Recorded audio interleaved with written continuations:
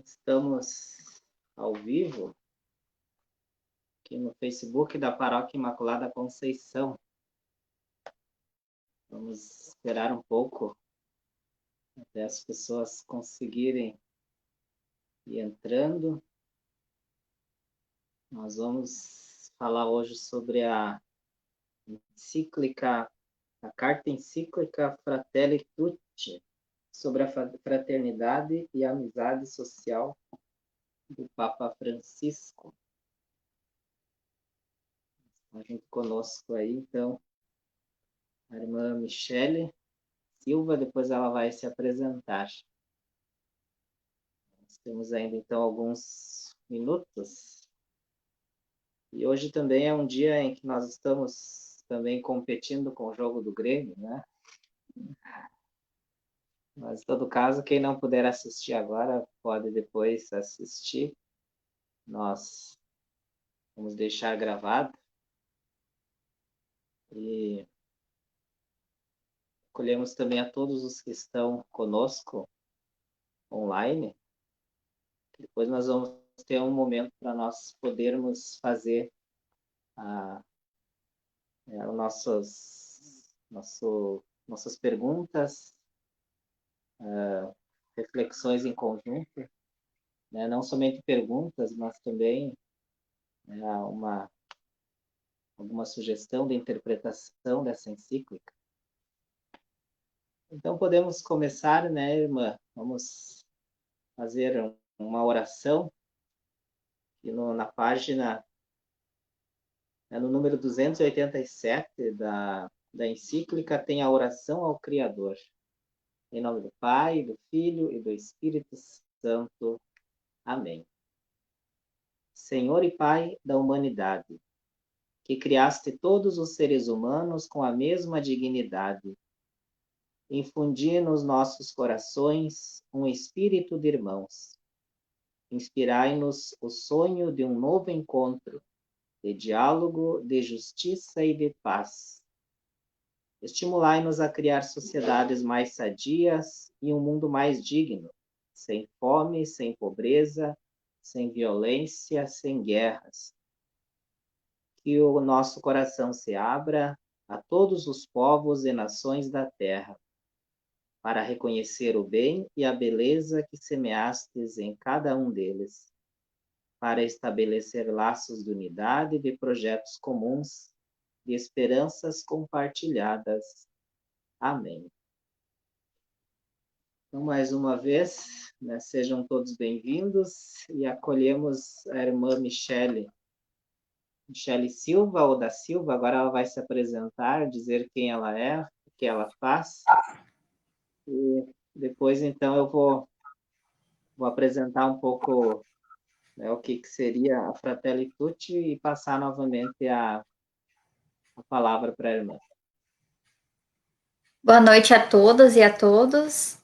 Padre Eliseu, obrigada pelo convite também para nós refletirmos sobre a encíclica Fratelli Tutti. Eu sou a irmã Michele da Silva, irmã do Imaculado Coração de Maria, teóloga feminista, e tenho uma militância boa também nas pastorais sociais.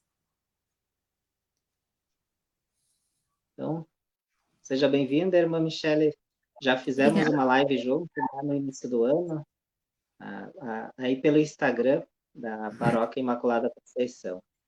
E também a irmã Michele esteve nesse último sábado no YouTube da Diocese de Cruz Alta, no encontro na formação sobre economia de Francisco.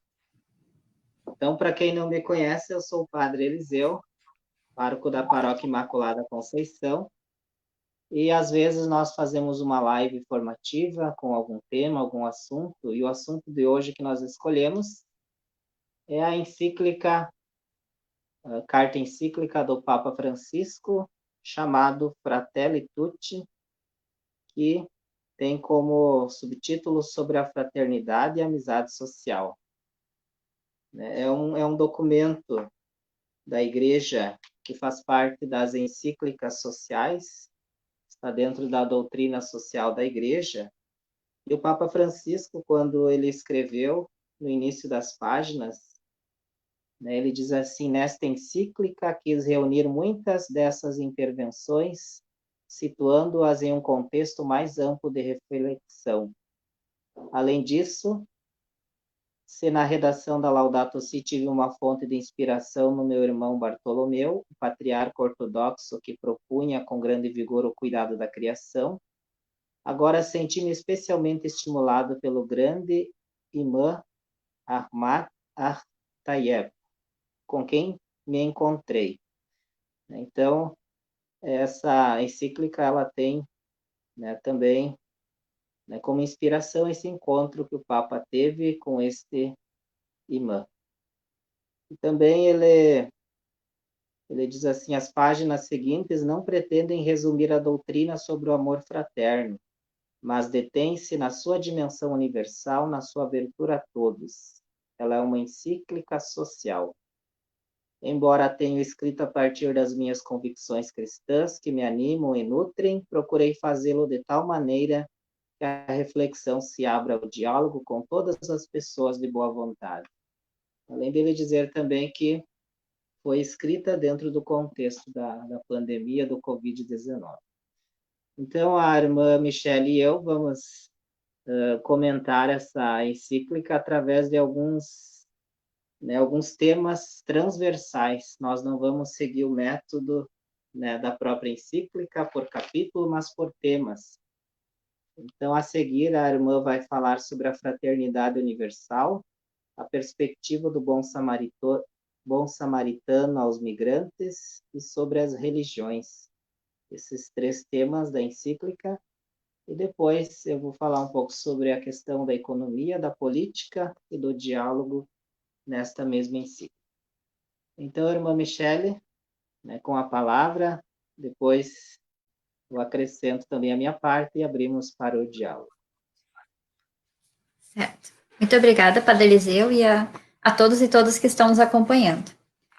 Então, é uma grande alegria falar um pouco dessa encíclica que é tão rica e que apresenta muitos aspectos que num momento assim tão curto, né, como uma live, a gente não poderia falar, mas então vamos trazer assim um panorama geral desses aspectos que nós destacamos. E é importante assim para a gente começar essa conversa sobre a encíclica, lembrar, né, por que é Fratelli Tutti, né?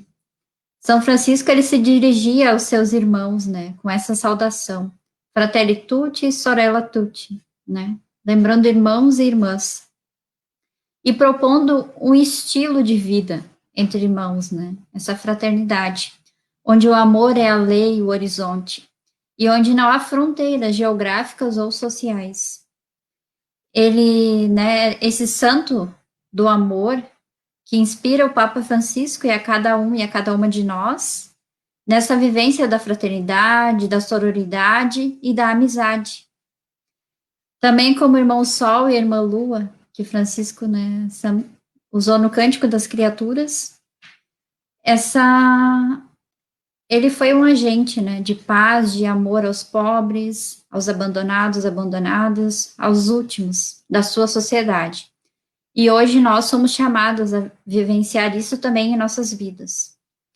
Ultrapassou as fronteiras, inclusive a abertura interreligiosa, que é algo muito inovador no seu tempo, né, indo ao encontro do sultão, e esse encontro já tem 800 anos, né, é uma proposta que nos inspira hoje, né, a essa abertura. E também nos ensina a evitar toda forma de agressão, agir com respeito e amor, e ao mesmo tempo respeitar quem não partilha da nossa fé, algo essencial para nós vivenciarmos hoje. E também nos chama hoje a esperançar e sonhar. Como é importante nós sonharmos juntos e juntas. E eu então trago uma frase que o Papa Francisco escreveu na encíclica. Sonhemos com uma única humanidade, como caminhantes, da mesma carne humana, como filhos desta mesma terra, que nos abriga a todos, cada qual com a riqueza de sua fé ou de suas convicções, cada qual com a própria voz, mas todos irmãos. Então, no primeiro ponto, assim, que eu destaco sobre a fraternidade universal, A encíclica, através, né, da fala do Papa Francisco, nos convida a refletir sobre a dimensão universal do amor fraterno e como construir um novo sonho de fraternidade e amizade social. Se dirige, né, aos cristãos, cristãs e a todas as pessoas de boa vontade. É uma chamada geral, né, não só aos cristãos e cristãs, mas a todas as pessoas. Cada geração deve tornar as suas lutas e as conquistas das gerações anteriores e levá-las a metas ainda mais altas. Não podemos nos acomodar com a realidade. É uma chamada que o Papa faz a nós hoje. E também nós precisamos tomar a consciência da necessidade de sairmos de nós mesmos, doar-nos aos outros, ser dom e encontrar-se, fomentar relações verdadeiras e vínculos saudáveis. Já é né, esse caminho que o Papa vai nos convocando através da encíclica. O amor autêntico que ajuda a crescer e as formas mais nobres de amizade habitam em nossos corações que se deixam completar. Isso a encíclica também fala. Só com o amor gratuito conseguiremos nos abrir aos outros e construir verdadeiras e fraternas amizades sociais. O amor exige uma progressiva abertura, uma maior capacidade de acolher os outros. E a organização das sociedades em todo o mundo, a gente tem consciência disso, que está muito longe de refletir ainda com clareza que as mulheres têm exatamente a mesma dignidade e idênticos direitos que os homens. As mulheres sofrem mais exclusão, maus tratos e violência, porque frequentemente têm menores possibilidades de defender os seus direitos.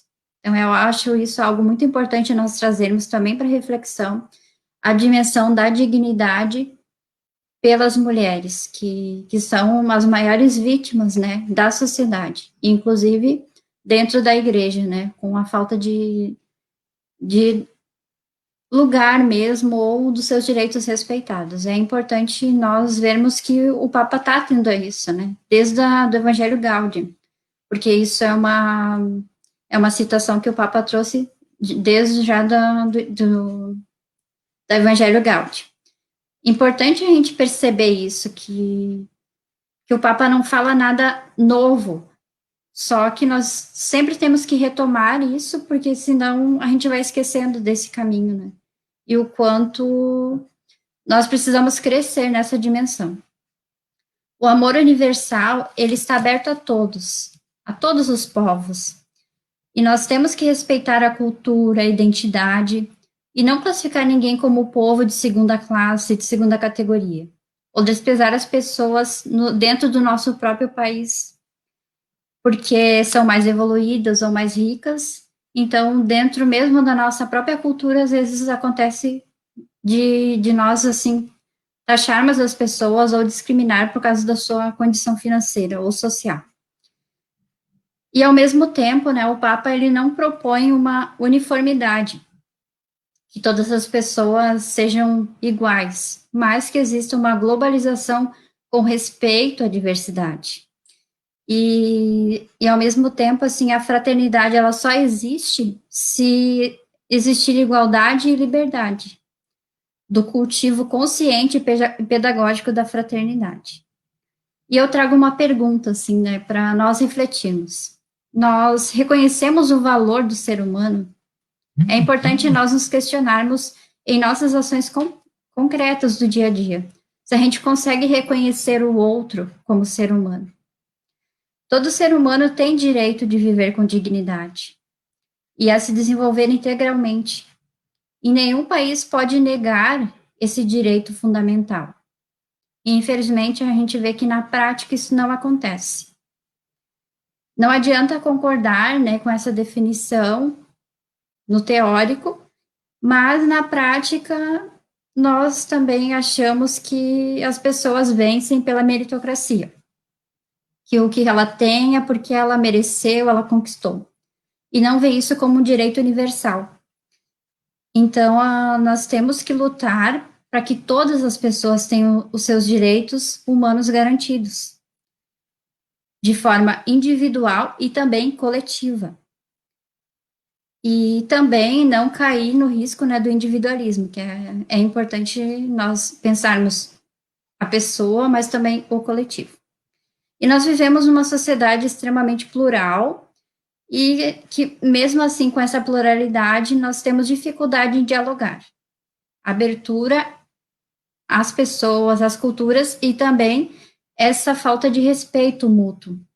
E em qualquer circunstância, a gente sempre tem que valorizar a dignidade de cada ser humano. E precisamos, né, fomentar essa cultura do encontro, incluindo as periferias, as diversidades, as culturas, né, especialmente quando a gente fala assim dos indígenas, os quilombolas, que tantas vezes são desprezados, né, e deveriam ser valorizados com a sua cultura ancestral.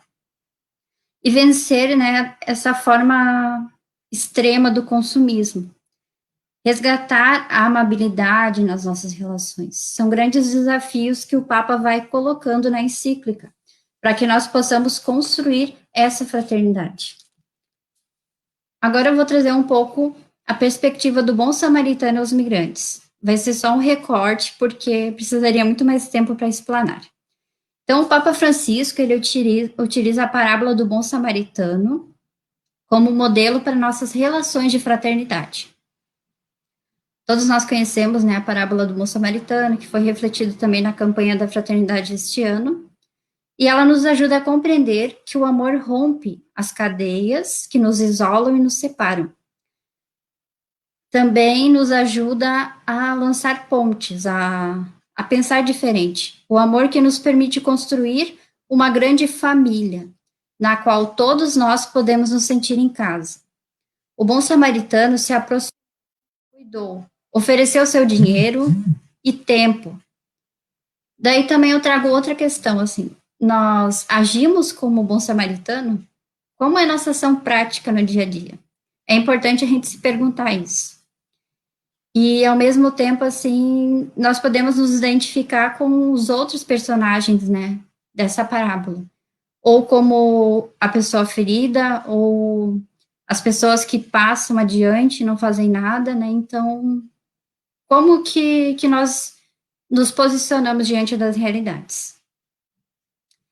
A responsabilidade de transformar as realidades cabe a cada um e a cada uma de nós. Não podemos esperar só uma atitude dos governos, ou, né, nos omitirmos diante da realidade. Precisamos começar na base, nas pequenas iniciativas, e depois transformar o global, o mundo, né? Então, nós não podemos esperar só que as coisas venham de cima para baixo, mas que partam também do pequeno. Assumir individualmente e coletivamente os processos, né? E acho que é importante, traz ali muito forte na encíclica, é o reaprender o nós. Não é só o eu, né? Mas o nós. Deixar de lado os ressentimentos, as dores, as perdas, e assumirmos também a nossa fragilidade. É importante, dentro dos processos, nos reconhecermos como pessoas frágeis. Isso é muito necessário. E também, né, de novo retomar que todos nós somos responsáveis pela pessoa ferida, pela pessoa marginalizada. Então, o quanto é importante nós nos darmos conta disso, de que nós não podemos nos omitir. E, ao mesmo tempo, né, cultivar essa atitude solidária, solícita, que o bom samaritano nos ensina. Quando Jesus pergunta, né, quem é o meu próximo? Parece uma pergunta tão boba, assim, a gente pensa, a gente sabe quem é o nosso próximo. Mas, infelizmente, às vezes a gente não sabe quem é o nosso próximo. Ele nos pede para tornarmos próximos de quem precisar. Seja quem for, né, de superar barreiras culturais, históricas, e também a vencer todas as formas de preconceitos, que nos convida também a vivenciar um amor que se abre a todos. Isso é algo que nós podemos aprender e nos abrir para isso. Reconhecer o próprio Cristo em cada irmão abandonado e excluído. O Papa lamenta pela demora da Igreja em reconhecer atitudes que eram aceitáveis, mesmo que feriam a vida. Há pouco tempo, né, atrás, se a gente olhar na história, a escravatura era algo que era até aceito pela igreja, e o quanto também a igreja precisa de conversão e transformação. Ao mesmo tempo, os nacionalismos fechados, a xenofobia, tantas coisas que acabam gerando violência, ódio, intolerância e que precisam ser transformadas. Os direitos humanos existem, mas a gente sabe que eles não são iguais para todos, né? Há muita desigualdade, inclusive, na garantia de direitos, e isso é algo que, como cristãs e cristãos, nós temos que assumir cada vez mais efetivamente. Os migrantes, na maioria dos países, são tratados, né, sem a dignidade merecida. São iludidos pelo desejo de uma vida melhor e acabam muitas vezes vítimas do tráfico humano, né, do tráfico de drogas, tráfico de armas. São usados, infelizmente, e não têm os seus direitos básicos garantidos. As pessoas sentem medo, aversão aos migrantes. E isso também acaba levando a mais fechamento, a xenofobia e a tantas formas de preconceitos que a gente vivencia, inclusive às vezes a gente reproduz isso, ou naturaliza. Como cristãos e na sociedade, a gente age muitas vezes assim inconscientemente, e conscientemente também. E nós precisamos, né, recordar a importância da dignidade e de que toda pessoa, independente da sua cor, religião, origem, ela precisa ser amada e ser acolhida. Vou andando, porque senão vai passar um tempo. E também, assim, o samaritano, apesar dele não ter uma identidade definida, porque nós sabemos que o samaritano, o povo samaritano não era, como a gente diz assim, uma classe definida, ele, e não, mesmo não tendo um lugar de privilégio, ele deu exemplo, ele se fez próximo daquele que precisava. Ele mudou os seus projetos pessoais para ajudar uma pessoa necessitada. Então, na contramão da nossa sociedade atual, onde as pessoas agem pensando só nelas próprias, nos seus próprios interesses, essa proposta é revolucionária, que o bom samaritano nos instiga, nos provoca.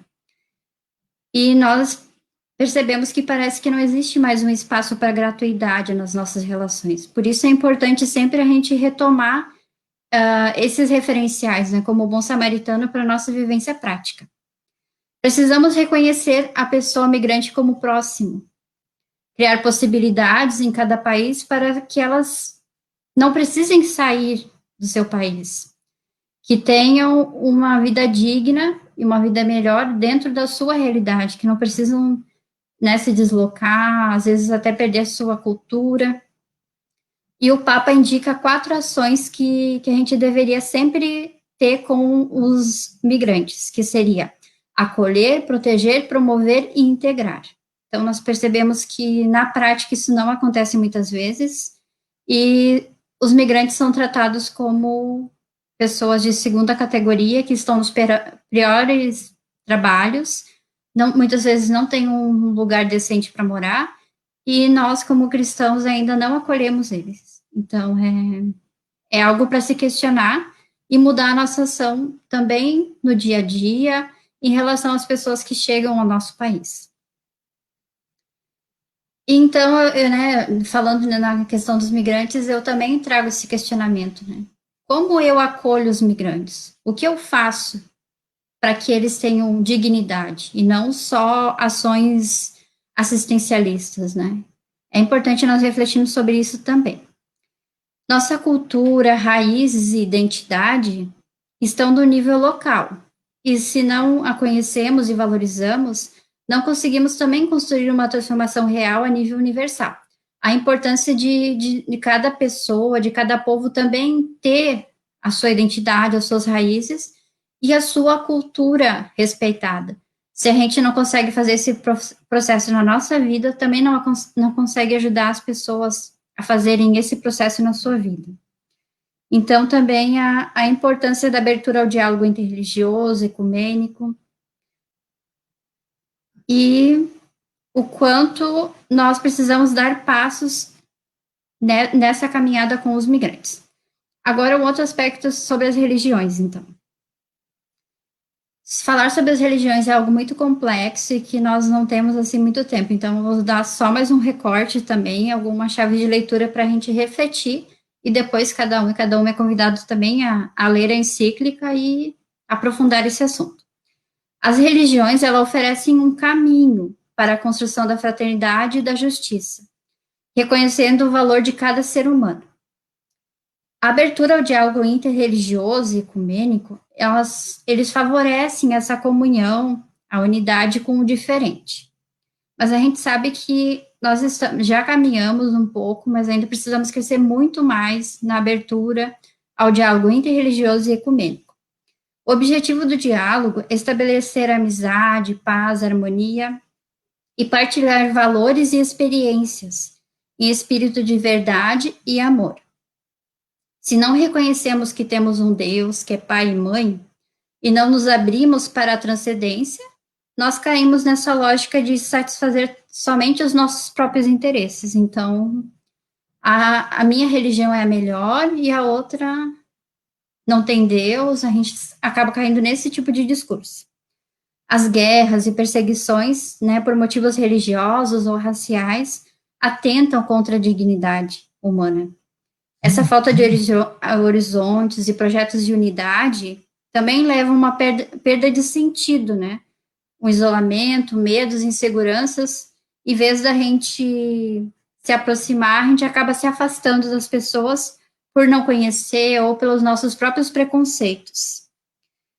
E também uma frase assim que o Papa coloca, né? Conheceis bem a brutalidade a que pode conduzir a privação da liberdade de consciência e de liberdade religiosa.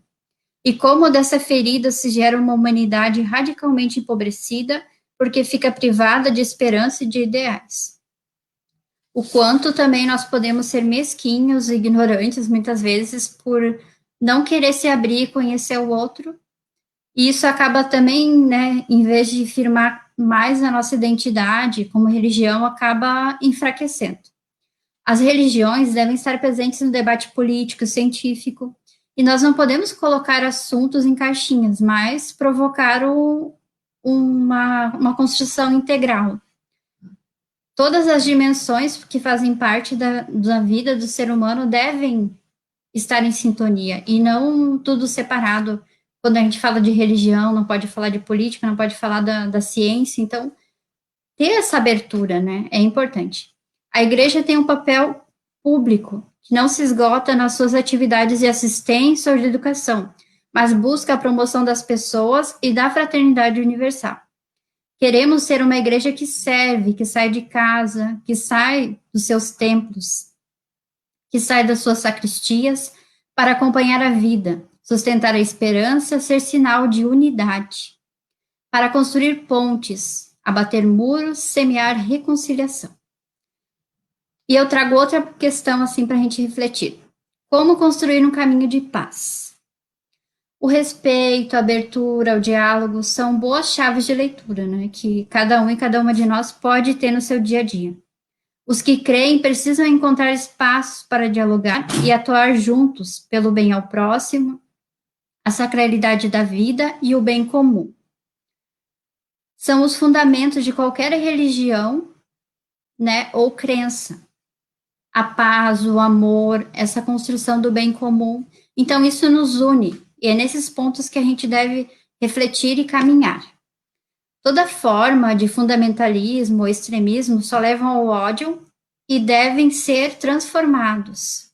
Nós não podemos alimentar esse tipo de atitude, de ódio, de intolerância. Então, cabe também a cada um de nós ajudar nesse processo de transformação.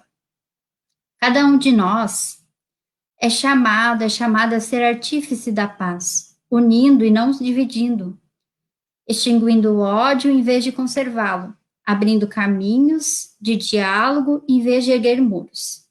E para concluir, eu queria falar assim, sobre uma experiência que eu estou fazendo dentro da articulação de Clara e Francisco, da economia, que é um grupo da intercrenças. Então, nós estamos construindo esse caminho, diversas pessoas de diferentes religiões e que também não têm crenças, que a gente está buscando essa unidade e construir um caminho, E a Fratelli Tutti também, né, abre essa porta para isso.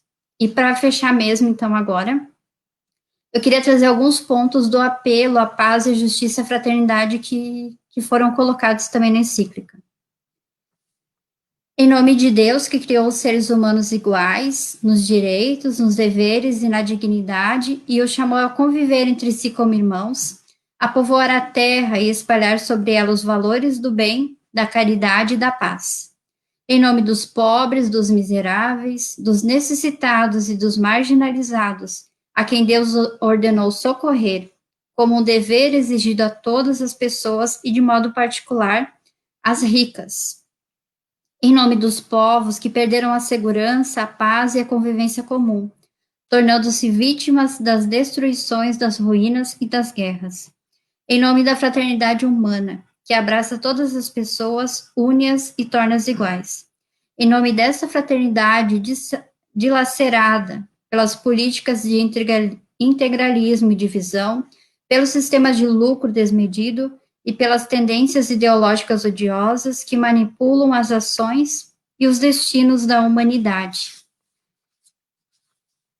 Em nome da liberdade que Deus deu a todos os seres humanos, criando-os livres, enobrecendo-os com ela. Em nome da justiça e da misericórdia, fundamentos da prosperidade e pilares da fé. Em nome de todas as pessoas de boa vontade presentes em todos os cantos da terra. Em nome de Deus e de tudo isso, declaramos adotar a cultura do diálogo como caminho, a colaboração comum como conduta, o conhecimento mútuo como método e critério. E eu concluo então com essa pergunta para que nós possamos refletir. Como podemos vivenciar as provocações da encíclica Fratelli Tutti em nossas vidas e comunidades? Obrigada.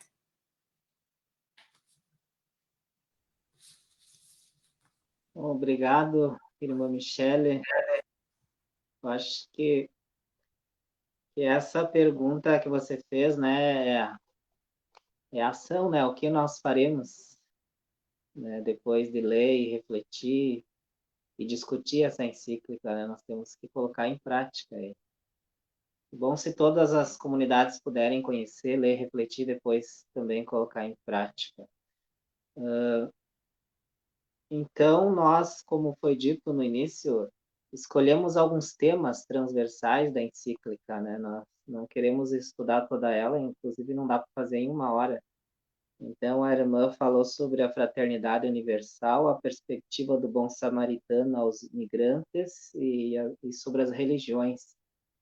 E agora eu me desafiei a falar sobre a economia, a política e o diálogo na encíclica, né, da Fratelli Tutti. Vamos ver se conseguimos, né, colocar algumas questões para depois nós fazermos a nossa discussão.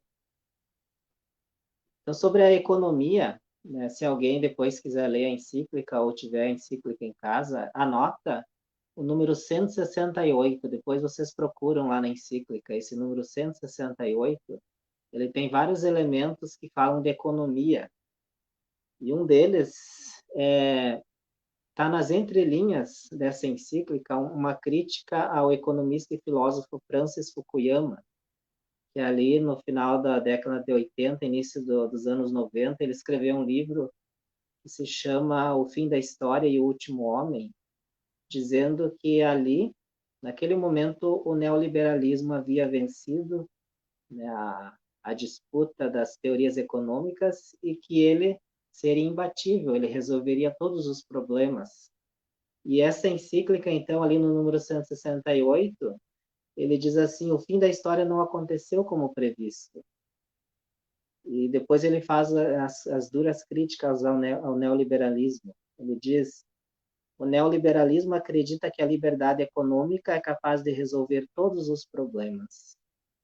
A ideologia neoliberal fala na redução do Estado, né, deixar tudo para o mercado. A encíclica, no número 168, ele critica essa visão. Inclusive, ele chama de dogmatismo irracional e dogma de fé neoliberal.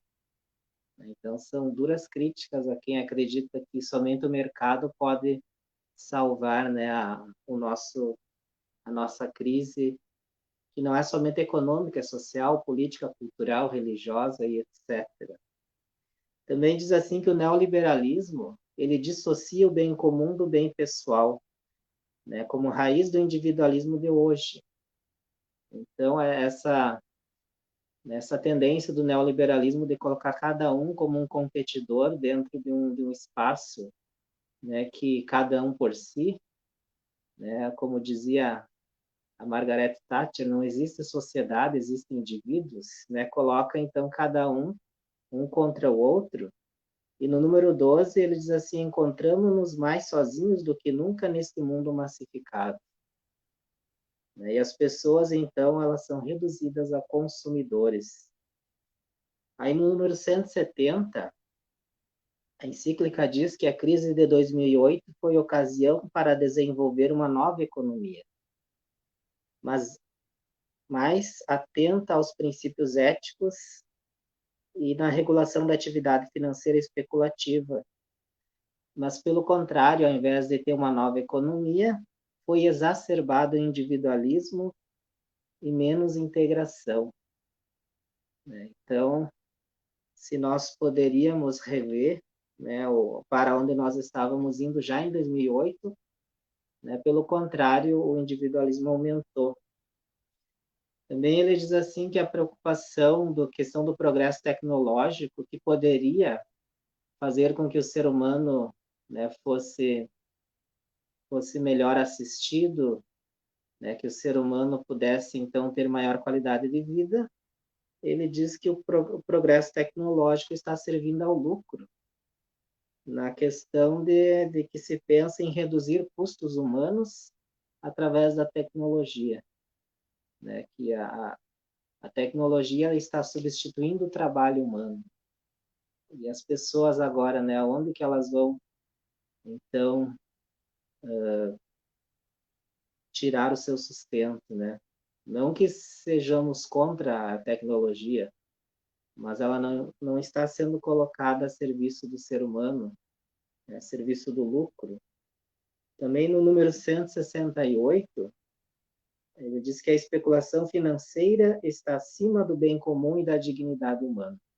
Essa questão, essa parte econômica aqui tem como chave, né, que a economia deve servir ao ser humano e ao bem comum.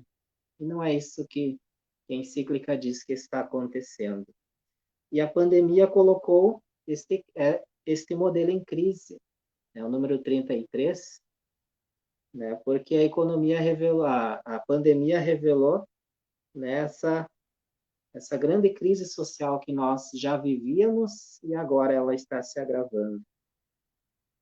Mas também a economia ela pode ajudar a solucionar a crise, né, quando ela desenvolve a potencialidade de cada região, quando tem equidade sustentável, está no número 161, e também diz assim que os planos de assistência eles devem ser provisórios, não devem ser permanentes. A economia ela pode trabalhar para ajudar as pessoas, né, a terem, né, a sua renda, o seu alimento e não ficar, né, somente precisando de assistência. Também ali no número 179 diz que a economia precisa da política, da cultura e da ética. Ela não vai resolver o problema sozinha, ela tem que dialogar com outras áreas. Também uma das saídas é a diversificação produtiva e a criatividade empresarial. Foi muito inteligente, né, e muito sábio o Papa Francisco chamar esse encontro da economia de Francisco, né, porque é possível uma nova economia, né, uma economia sustentável, justa, fraterna, né, porque a economia ela pode também nos tirar da crise, assim como também ela pode agravar, né, se ela não for humana.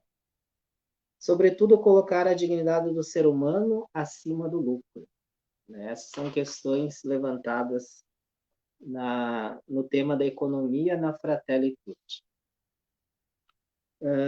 Agora, sobre a política. Né? Aqui eu faço uma reflexão sobre o próprio termo política, isso não está na encíclica, mas é uma reflexão minha. que a política ela vem da palavra polis, do grego, né, da cidade, por isso a política era a organização da cidade. Era uma forma de discutir e de pensar o bem comum, né, o bem da polis. E se fazia isso de uma forma democrática, né, democracia como governo do povo, pensando a organização da cidade, que é a política. E então, no número 168 da Fratelli Tutti, diz que a política junta diferentes perspectivas, visões de mundo em busca do bem comum e defesa da dignidade humana. Assim como na economia, a política ela visa o bem comum e a dignidade humana. E, e como também ela convida a participação de todos, no número 77, né, da encíclica, ela diz assim: não devemos esperar tudo daqueles que nos governam, como se eles fossem os políticos e nós, né, meros espectadores, né, do teatro político. Nós também devemos ir atrás, nos organizar. Isso depende de nós, né, nós temos que buscar os nossos direitos. E também ele convida os movimentos populares a se organizarem e também que os movimentos populares sejam incluídos nas discussões políticas, né, de um mundo mais fraterno. Ele chama até os movimentos populares de poetas sociais, porque eles já estão na base, né, nos lugares onde o povo está, eles já estão construindo uma nova sociedade e não, eles não estão aplicando técnicas, mas eles estão aprendendo a partir da própria prática, né, a partir da criatividade também de cada lugar. Né? Número 169, os movimentos populares são chamados de poetas sociais. É claro que quem leu a encíclica e também leu outros discursos do Papa, o Papa vem retomando discursos, né, que ele já tinha feito aos movimentos populares, a homilias, né? A encíclica também é uma junção de vários discursos que o Papa já havia feito. Então, quando se pensa a organização da sociedade a partir do Estado para o povo, sem o povo, o documento diz que vira mera assistência e essa deve ser provisória. Isso já foi falado na questão da economia. Quando o Estado pensa, né, ação para o povo e não junto com o povo, né? Então vira mera assistência, não dá autonomia. E inclusive aos políticos, né, que querem fazer tudo para o povo, o documento chama de populismo, né, de alguém que quer manipular a massa em torno de uma ideia, né, e que também tem somente fins de poder, não tem como preocupação em mudar a situação, mas simplesmente se manter no poder. Isso está no número 159, né, a crítica a todos os tipos de populismo. A encíclica diz que o político, né, e nesse momento ele fala dos representantes do povo, né, porque também nós somos políticos, mas os representantes do povo, né, pela ação política, eles expressam concretamente o mandamento do amor. Eu acho que esse número aqui é muito bonito, quando diz assim que a caridade e a política estão ligadas. E ele dá uns exemplos. Por exemplo, ele diz assim, né, se alguém ajuda outra pessoa a atravessar a rua não um rio, isso é caridade. Mas o político é capaz de ajudar a construir uma ponte. Né? O político consegue ir além. Né? Também ele diz assim, isso está no número 186, né? Se alguém está com fome e eu dou comida, isso é caridade. Mas pela política, eu consigo fazer com que a pessoa tenha um emprego, para ela mesma poder, né, conseguir o seu alimento. Né? Ele fala isso numa parte do documento que se chama Amor Eficaz. Ele fala também na boa política, né? Aquela que constrói comunidades fraternas, né? Reequilibrando e reordenando os efeitos maléficos da injustiça e da globalização, no número 182.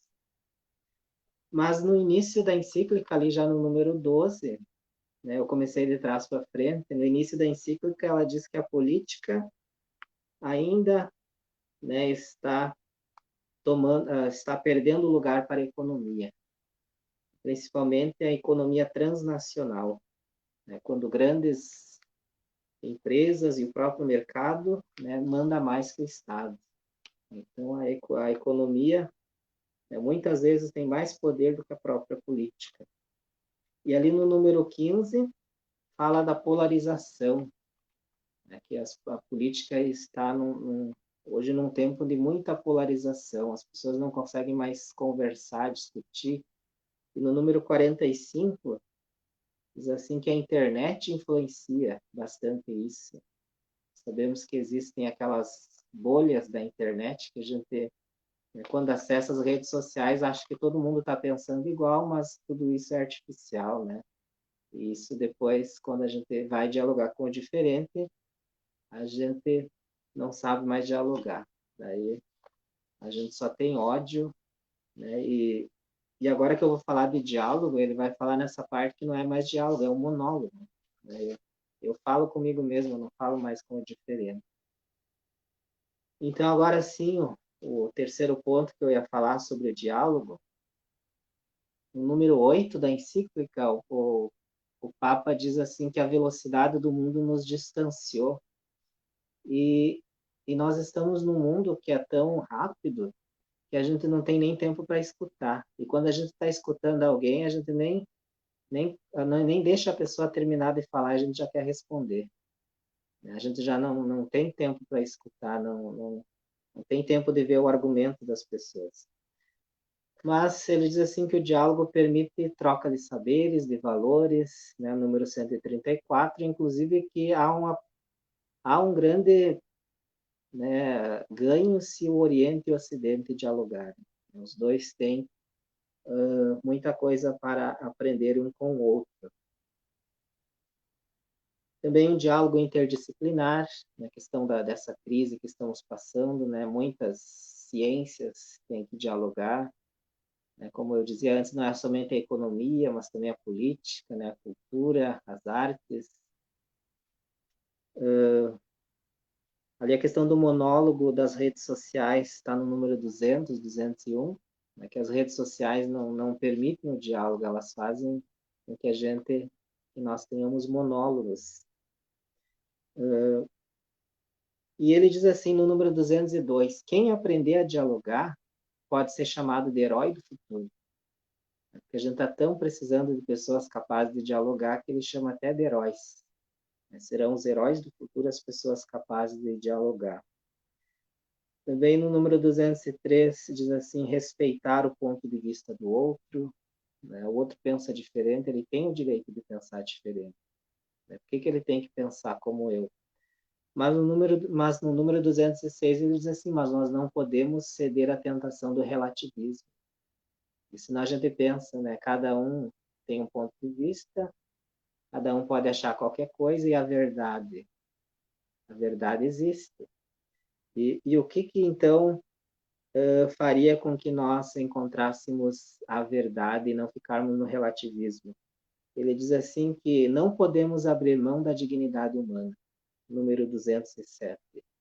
Esse é um ponto que nós não podemos abrir mão. Não podemos relativizar a dignidade humana. E ele diz assim que nem sempre o consenso ele é bom, porque às vezes o consenso, né, ele pode nos trazer injustiças. Inclusive ele usa a expressão assim de que conhece bem o ser humano, que o ser humano não é totalmente bom, né? Ele tem possibilidade de fazer o mal. Por isso, às vezes nem sempre o consenso ele é capaz, né, de estar com a verdade. Porque não quer dizer também que nós não precisamos dialogar, que alguém já tem a verdade, então ele vai impor aos outros. Na verdade, o diálogo nos ajuda a encontrar a verdade. Mas mas ele não é mero fruto do consenso. No número 215, a encíclica fala na cultura do encontro e usa como modelo, imagem, símbolo poliedro, de muitas faces e muitos lados. Assim deve ser a nossa sociedade. Muitas faces, muitos lados, muitas perspectivas, o encontro da diferença. E gerar processos de encontro para construir a partir das diferenças. Nós que trabalhamos com grupos, e principalmente que trabalhamos com jovens, acho que esse é o caminho, gerar processos de encontro e construir a partir da diferença para termos um mundo de paz. Não podemos nos isolar ou ficar somente com aqueles que pensam igual, senão a gente vai estar ainda nesse mundo do ódio. No número 218 fala de um pacto social, das diferenças. E no número 224, outra coisa muito bonita desse documento, a proposta da amabilidade. Ele fala assim que é um dom do Espírito Santo. E o que é amabilidade? Amabilidade é tratar o outro com cuidado, com respeito, com dignidade. Ele diz assim que a amabilidade ela até faz a gente superar a agressividade que existe nas nossas relações, a crueldade, tratar os outros com amabilidade. E a amabilidade é capaz de transformar a sociedade. E isso é um dom de Deus. E a irmã também já tinha falado antes, a questão das religiões. Elas são capazes de construir a fraternidade, a justiça e a paz. Elas são chamadas a fazer isso. E aqui, o que eu achei também muito interessante, eu até risquei aqui no meu documento, não somente um diálogo e uma aceitação com as religiões. Aqui, e o ateu, como é que fica o ateu daí? Ali no número 281 diz assim: e se há um ateu, é o mesmo amor. Então Deus ama até mesmo os ateus, Então eles também são convidados a construir esse mundo de paz, porque também são amados por Deus. Então eu vou dar uma olhada aqui no chat, acho que nós podemos abrir para ver as perguntas. A irmã Michelle também pode. Não sei se conseguiu visualizar alguma pergunta que quer responder, irmã.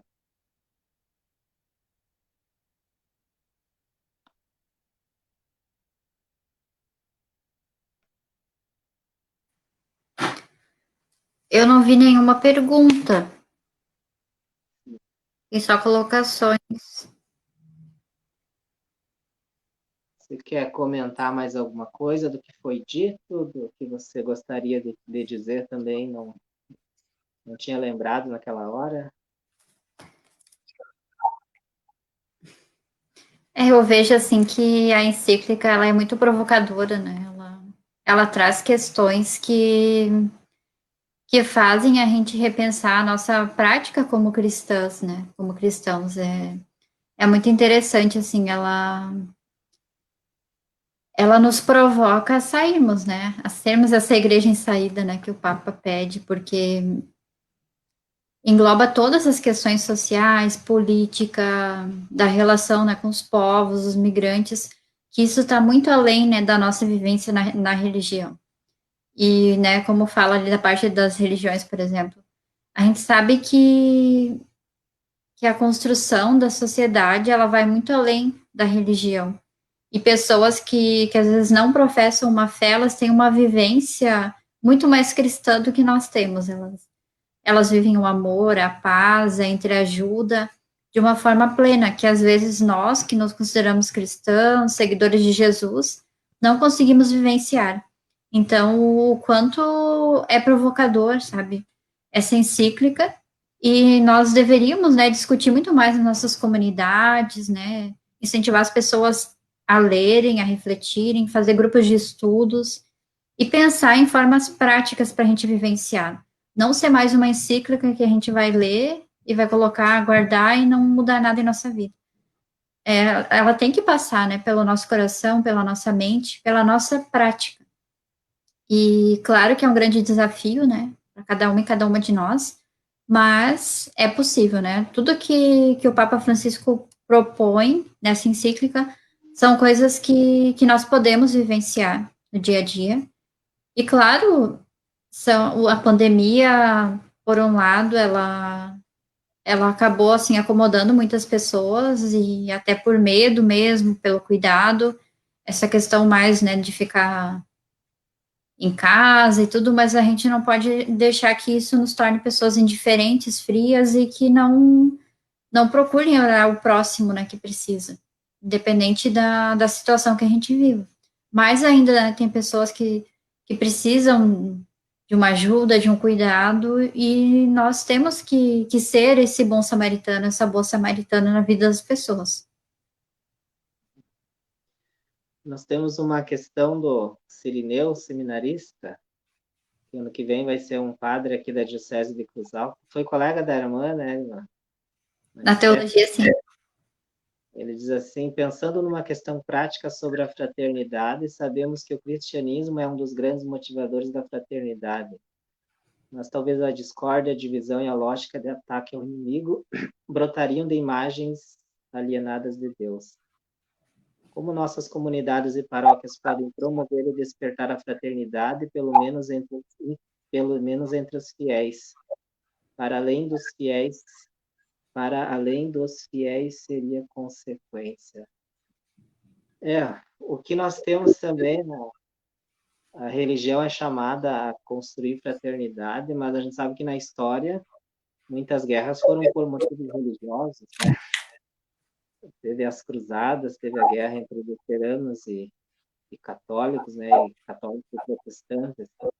Mas o que acontece assim? Não é que Deus, né, mande nós fazermos guerra com quem pensa diferente, mas às vezes é o nosso medo mesmo do diferente, né, que faz com que nós não saibamos dialogar, e isso nos gera um instinto de defesa, né, e inclusive de ataque. Isso são coisas humanas, são questões humanas, né? Então, nenhuma religião assim, né, pede que a gente, né, odeie o inimigo e mate. Acho que até no final aqui da encíclica ele fala das religiões, né? Todas as religiões têm a questão de amar o próximo como a si mesmo, né? Às vezes é uma leitura errada da Bíblia, né? Seja da Bíblia, seja da Torá, seja do Alcorão. Às vezes pega algumas partes ali meio, né, meio incentivando a violência, mas não leva em consideração o todo, né? O conjunto. Mas, de fato, se a pessoa quiser, ela pode pegar um trecho da Bíblia e incentivar a luta, né, contra o outro que pensa diferente. E a gente sabe também, né, que o cristianismo, ele foi, né, inspirado em Jesus, e nós deveríamos, né, ser promotores da paz, né? Jesus foi uma das pessoas que mais promoveu a paz, construiu a igualdade, a fraternidade, o amor ao próximo. Só que nem sempre se seguiu isso, né? O cristianismo, a gente sabe que já cometeu muitos erros, intolerâncias, e que, inclusive, né, o Papa reconhece, já foi pedido perdão por isso, mas a gente precisa crescer muito mais, né, nesse respeito, nessa abertura, porque muitas pessoas, elas acabam achando que se fechando na sua própria fé, elas vão conservar. Mas quanto mais a gente se abre, conhece, dialoga e procura pontos em comum, mais a gente se enriquece, né, e fortalece a identidade. E a gente sabe que a igreja é formada por pessoas que erraram, que acertaram e infelizmente, às vezes nas comunidades a gente não consegue construir esse caminho. Mesmo a questão, né, do diálogo interreligioso e ecumênico ainda é muito fraco nas comunidades. Ainda tem muito preconceito, muita. Acho assim, medo de construir um caminho diferente. Então, eu vejo como um grande desafio nas comunidades a gente ampliar essa cultura do encontro, da abertura, e às vezes acaba assim, as pessoas vivem uma fé de um Deus alienado, que parece que o Deus é exclusivo da minha religião, da minha igreja. Antes foi colocada também a questão, acho que foi da Josi, né, de levar em consideração os pobres, né?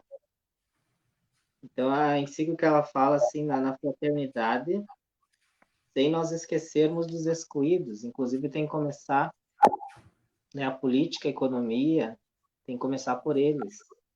E ele diz assim, até num certo número, que agora eu não sei dizer, mas diz assim que às vezes a violência, né, ou a forma como os excluídos reagem à sociedade, às vezes é resultado de uma violência que eles já estão sofrendo, né? Uhum. Eles vão, de uma hora ou outra, eles vão reagir. Então, às vezes a gente olha, né, para a violência dos oprimidos, sem levar em consideração a violência que eles sofrem também.